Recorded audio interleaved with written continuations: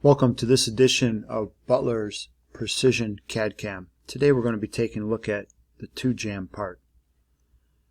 The first video we're going to take a look at creating the actual part. The second one we're going to learn how to run the tool paths to cut this part on a CNC mill. And the techniques we're going to be learning today is we're going to be talking and learning about profiling complex shapes, pocketing closed pockets and open pockets. We're going to constrain geometry.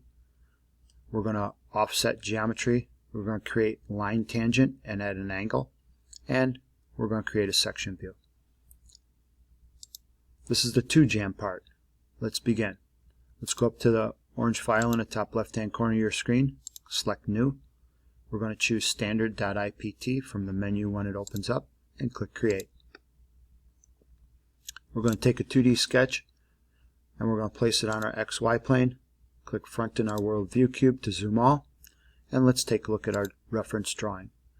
We can see that we're going to be using a rectangle tool to create this shape, and it has a horizontal distance of 4 inches and a vertical distance of 2 inches. So let's create that, and when we finish that we're going to extrude it back 0.75, which is 3/4 of an inch. So back on our drawing, let's get our rectangle tool, lock onto our origin. When we get our green dot, click, stretch out a rectangle. Our horizontal distance is 4. Press the tab key on the keyboard. Our vertical distance is 2. Press enter on the keyboard. And then green check mark from the ribbon bar at the top. And let's go to our world view cube and click home to go home. Let's extrude. And when we extrude, we want to extrude in the flip direction. The reason why is because right now our original sketch is on the back of our part. We want that original sketch on the front. So we're going to flip the direction of our extrusion, and we're going to change this distance to 0.75 and click OK. Next, let's reference our drawing again. We can see that we have 1, 2, 3, 4 corners, holes that are in there. We're going to place those on using the point tool next. So let's take a 2D sketch, place it on our front view. Click front in our world view cube to zoom all. And we're going to take and place these points on here. We're going to use our point tool from the create menu, one towards the upper left hand corner, upper right, and bottom left. Just kind of place those in there so we can constrain and dimension them next. Alright, back on our reference drawing, we can see that we're 0.2 down from the top, 0.2 in from the side for that first corner hole. So let's create our dimension. Click the top of your part and the point. Let's change this to 0.2. We're going to click the left hand side of you and your point, bring that up, 0.2. Green check mark or enter on your keyboard. Alright, next. We can see that this point, the only dimension on that is 3.80 from the left hand side. And this one here, the dimension on that one is 0.2 from the bottom. So we're going to dimension from the left hand side to this point over here in the top right. This dimension is 3.8. Click the green check mark or enter on your keyboard, and we're going to dimension from the bottom to this bottom left hand point, and this dimension is 0.2. Okay? Now back to reference our part. If you take a look, that's all the dimensions for the location of these holes. So what do we do next? We're going to create the 4 points in the corners and dimension the matching the ones that are listed. Then we're going to use the constraints to align the points to the other corners. Alright, so that's a horizontal constraint and a vertical constraint. So let's come up to our constraint window up here in the ribbon bar, and I want to find the horizontal constraint. It kind of looks like a feather laying on its edge. I'm going to click that, and then I want to choose the top left hand point and the top right hand point. And you see that top point move there. We're going to do the same thing with the bottom ones. Click the one on the left, click the one on the right, and there it jumps right back down to be even with the one on the opposite side. Press the escape key to let go of our horizontal constraint. Now we want the vertical constraint. This one looks like a feather standing on its edge. We're going to click that top left hand corner and the bottom left hand corner, and you're going to see it jump over, and do the same thing to the right hand side. Top right, bottom right, and that's going to lock it in place. Okay? Press escape to let go of your horizontal and vertical constraints, and now let's take a look at our drawing again. We have another hole that's here that's located 2 inches in from the side and 1.22 down. So let's place that one next. Get our point tool. Let's click a point somewhere in here, and we're going to dimension it. From the left hand side, we're going to go to the point, and this dimension is going to be 2. Enter on the keyboard a green check mark. Then we're going to dimension from the top down to this point as well. Bring this dimension out, and this dimension is 1.22. Green check mark to finish sketch. And since we placed 2 dimensions on that point, it's fully constrained. Let's green check mark for finish sketch. Take a look at our reference drawing. We can see that these holes are 0.25 in diameter and go a ½ inch deep. So let's do that next. In the modify section of our rim bar, let's click our hole tool. We want to have a simple hole, no seat. We want the distance icon to be selected, and then we're going to change our distances here. Highlight that depth and type in 0.5. Highlight our diameter, and we're going to type in 0.25. And then click OK. Okay, so we have those holes now. That looks awesome. Back at our drawing, we can see that this is offset in from the side, so we're going to use our offset tool, and the distance is 0.3 on all sides. So let's do that next. So we're going to take a 2D sketch, place it on our top view. Place it on our front view, and click front in our world view cube to zoom in and center. We're going to come up to our ribbon bar on the top. We want to use this offset constraint or offset tool. However, when I click offset tool, I can't select any edges to offset. So let's press escape, and the first thing we need to do is project our geometry onto this sketch.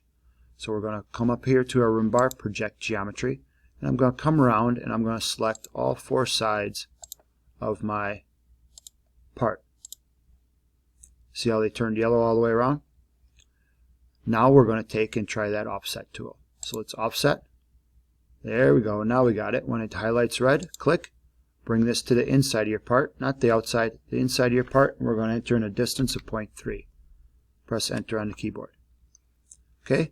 Next, we also have this arc up here, and you can see that it says all fillets have a radius of 0.25, and this radius out here shares the same center point as this hole. So we're going to take our circle tool, and we're going to start with our dimension kind of by the center point here. We're going to stretch this out. Since it's a 0.25 radius, that means it's a ½ inch diameter. Press enter on the keyboard. And now we need to dimension this hole. So we're going to dimension, and it is 2 inches in from the left hand side, 1.22 down from the top. So we're going to dimension to the center of that circle, to the top of our part, bring that out, and this dimension is 1.22, green check mark. We're also going to dimension from the left hand side of our part to the center point of that circle we just created, bring that up, and that's going to be 2 inches. Press enter on the keyboard. Okay, next I'm going to zoom in here just a little bit, and I want to show you what's going on this part here. So we want to create lines going down at an angle here, something that's new for us, and they need to be at a specific angle. So we're going to take our line tool, we're going to come up here to the top, and we're going to make sure we're kind of tangent and bring this off to our part down here. Okay, some of these we're going to end up trimming up a little bit later. Let's get a line and do the same thing to the opposite side too. Bring this out here. Okay, now the first thing we want to do is we want to make sure that these lines are tangent to the circle. So that's going to add another constraint for us. So let's go up to our constraint window, and let's look at the one that has a circle with a little line on the edge of it. That's our tangent constraint. So I want to click my circle first, and then my line on the left hand side. You see how it puts that constraint right there. Click my circle again, and this line on the right hand side. Okay, got our other tangent constraint. Excellent. Next thing we're going to do is dimension. I want to dimension from this bottom edge here to my angled line. Now you see how my dimension is on the inside. Out here it gives me a different angle dimension. Over here it gives me a different angle dimension. I want to be on the inside so I can place it correctly. And when I take a look at my drawing here, can you see how it says the 2 sides are at 45 degrees? So back on my part, I'm going to change this dimension here to 45 degrees and press the green check mark. And see, it moved it out. and do the same thing to the opposite side. 45. Now this one, it may give us the opposing angle. There it goes. It gave us the opposing angle down here of 135 degrees, but the inside here is 45. Okay?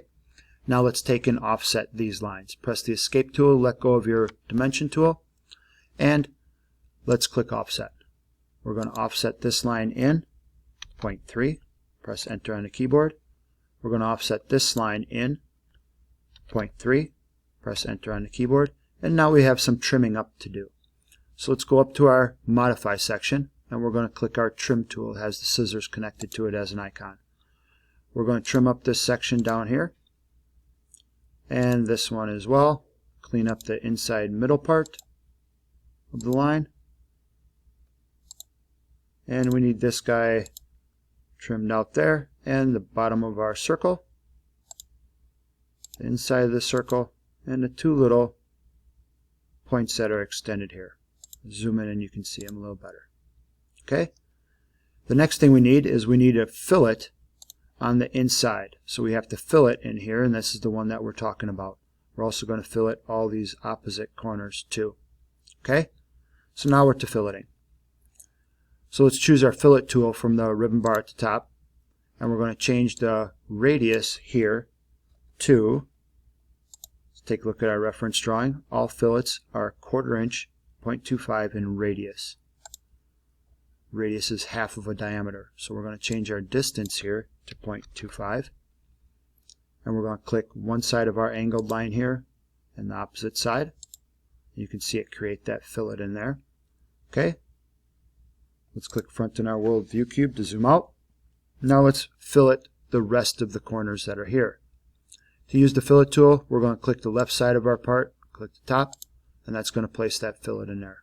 And keep going around bottom corner, and even these angled lines, we're going to put fillets on those, opposite side, and our last corner over here.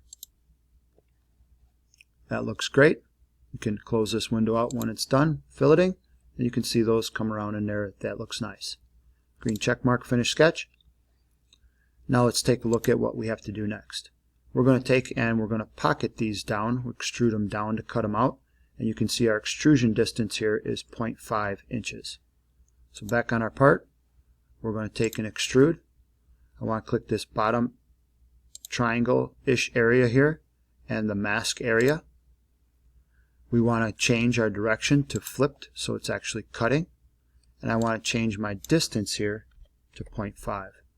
Make sure that the cut feature is also, icon is also selected in the output section of this extrude. And then click OK. That looks awesome. Let's see if our part's done. Part is done. Awesome. Let's change our material type by going to default above our rim bar in the top. Click on the pull down area there. And we're going to change this one to magenta. Choose magenta. And now we're going to take and go up to the top left hand corner. Go down to File, Save As. Make sure we're in our H drive. First initial last name 000. And we're going to change our file name to Jam. Congratulations on completing your 2Jam. Let's click Save. In the next video series, we're going to show you how to cut this part on the CNC mill. See you in the next episode.